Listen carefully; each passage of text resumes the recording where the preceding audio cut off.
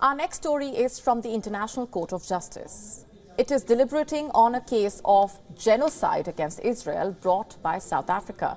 And as the deliberations continue, South African lawyers are apparently planning to bring another lawsuit. This one will allegedly accuse the US and the UK of being complicit in Israel's actions in Gaza.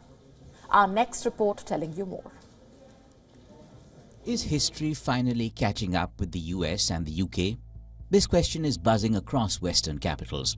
Courtesy South Africa, it has brought a case against Israel at the ICJ, accusing it of genocide in Gaza. The international community has repeatedly failed. It failed the people of Rwanda. It had failed the Bosnian people and the Rohingya, prompting this court to take action.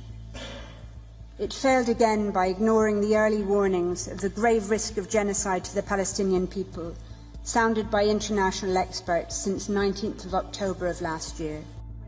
Meanwhile, South African lawyers are also preparing a separate lawsuit, a lawsuit against the American and British governments, accusing them of being complicit in Israel's alleged war crimes in Palestine. This initiative is led by South African lawyer Wikus van Rensburg. It aims to prosecute the leaders of these two countries. This is what he told reporters in a recent interview. The United States must now be held accountable for the crimes it committed. Many lawyers decided to join us in the lawsuit. Many of those who have joined us are Muslims, but I am not. They feel obligated to assist this cause, but I believe that what is happening is incorrect. What do those behind the lawsuit plan to do next? Well, they say they expect the ICJ to serve as a guide for their initiative, and that they'll act according to the UN court's ruling. Reports say the ICJ is expected to rule on South Africa's request for provisional measures in the coming weeks. The ruling could also potentially see Israel being asked to halt its war on Gaza. The lawyers say the verdict could also see America and the UK facing sanctions, even if they do not accept the verdict. They point at the role of these two countries in the creation of Israel. They also blame them for creating chaos across West Asia, be it through the American invasion of Iraq, the war on terror in Afghanistan, or UK's colonial-era policies in West Asia.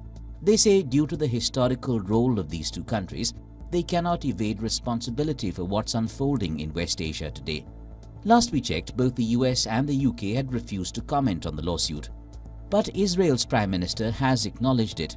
In a recent statement, he said that Israel will not be deterred by the ICJ from pursuing its war against the Hamas until total victory.